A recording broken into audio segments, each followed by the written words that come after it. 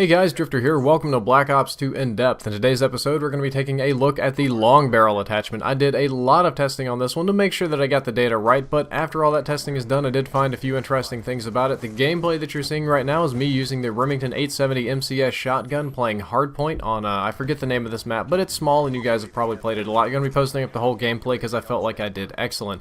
Anyway, what the long barrel does is it increases range by 15%. That's the long, that's the short, that's really all that it does is you get a 15% increase in range. A lot of people compare this to the Range Proficiency from Modern Warfare 3, but this is actually weaker than the Range Proficiency. The Range Proficiency would do 25%, this one does 15%.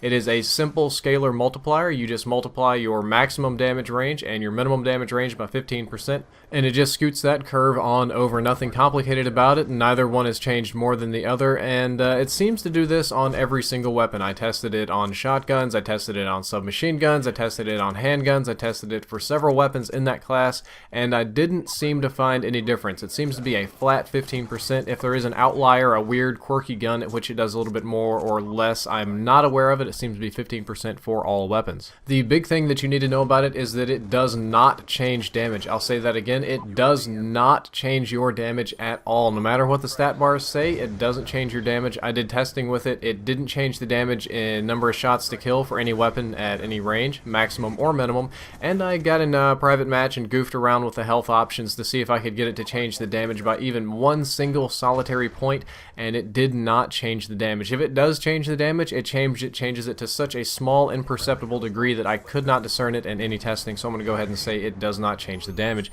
And you're asking me, well then, what should I use this attachment for? And I'm going to tell you it's not a very useful attachment with the exception of shotguns. You're not going to find that extra couple of feet or 10% more room and a huge improvement with your handguns or with your submachine guns or something like that.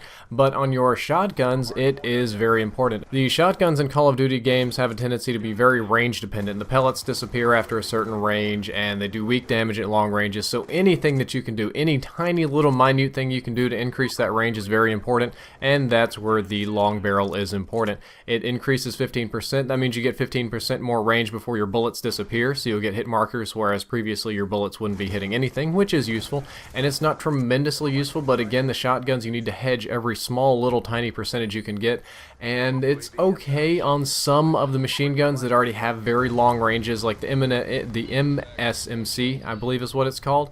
That one has a very long range, and it seems to help that one a little bit, but again, not tremendous and not something that I would use. I've got a little bit of extra time in this episode. I'd like to point you toward an episode that I did on Machinima Respawn, because I do post some episodes of In-Depth on Respawn. This one is a sniper guide that I did on day one with iFly's account again, but some of you may not have seen it. You can click the annotation and it'll open a link in a new window. That's all for this episode. I hope that you enjoyed it, and I hope that you learned something useful. In the next episode, I'm going to be doing the B23R machine pistol. You can click that. It'll open in a new window when that episode is out. And if you'd like to check out my previous episode on the TAC-45 handgun, that's there, same thing. And of course, if you enjoyed the video, don't forget to like, favorite, subscribe, and all that YouTube sort of stuff. Drifter out.